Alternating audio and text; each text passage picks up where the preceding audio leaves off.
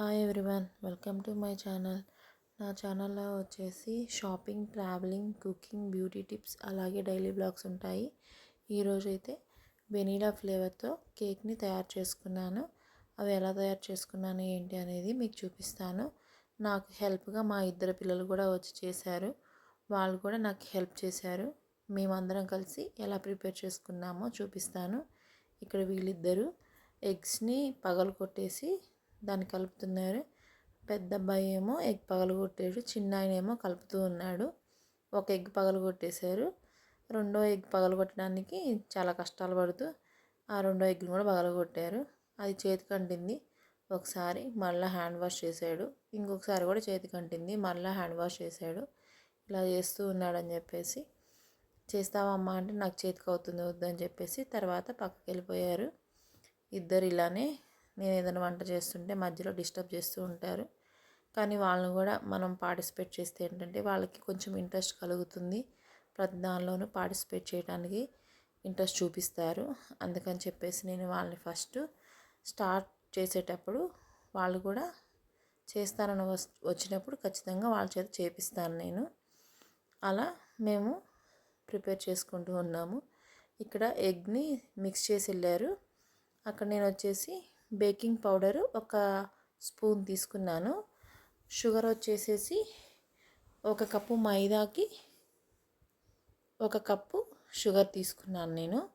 ఇక్కడ చూడండి, బటర్ కూడా నేను మెల్ట్ చేసుకొని వేసుకున్నాను. బటర్ వచ్చేసి 100 గ్రామ్స్ బటర్ వేసుకున్నాను. అక్కడ వచ్చేసి సోడా ఉప్పు, హాఫ్ స్పూన్ సోడా ఉప్పు వేసుకున్నాను.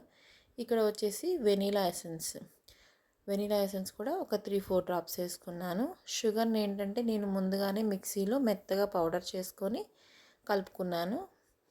ఆ మెత్తగానే కలుపుకోవచ్చు, లేదు అంటే షుగర్ కరిగేంత వరకు, అంటే ఫస్ట్ బటరు, షుగరు ఇవన్నీ వేసుకుంటే త్వరగా షుగర్ అనేది కలుస్తుంది, ఎగ్లో త్వరగా కలవదు. నేను చెప్పాను కదా ఫిలిప్స్లో నేను ఇది తీసుకున్నానని చెప్పేసి. ఇది వచ్చేసి ఐరన్ రాడ్. ఇది మనము ఏదైనా జ్యూస్ చేసుకోవచ్చు, బటర్ చేసుకోవచ్చు.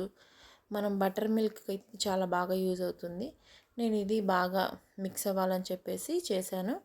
బాగానే మిక్స్ అయింది. పిండి కలిపేటప్పుడు మాత్రం కొంచెం టైట్గా అనిపించింది.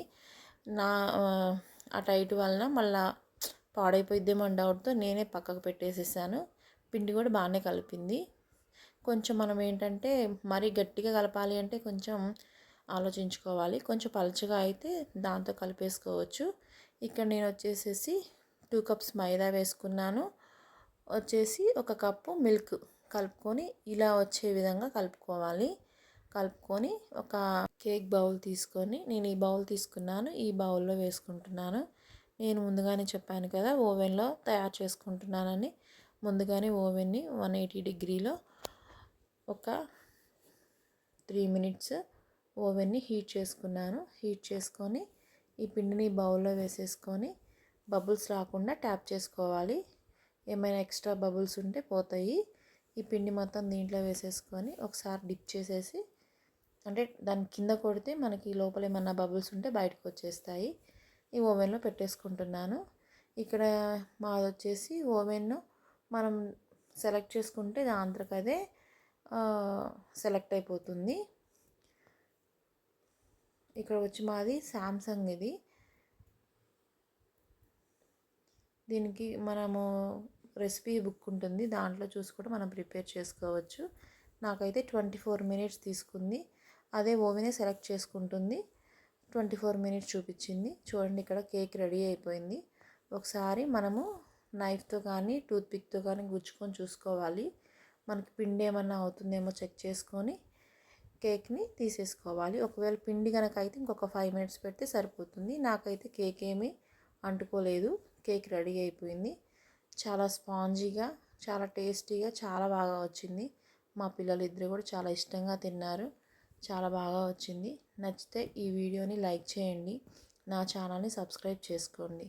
Thank you.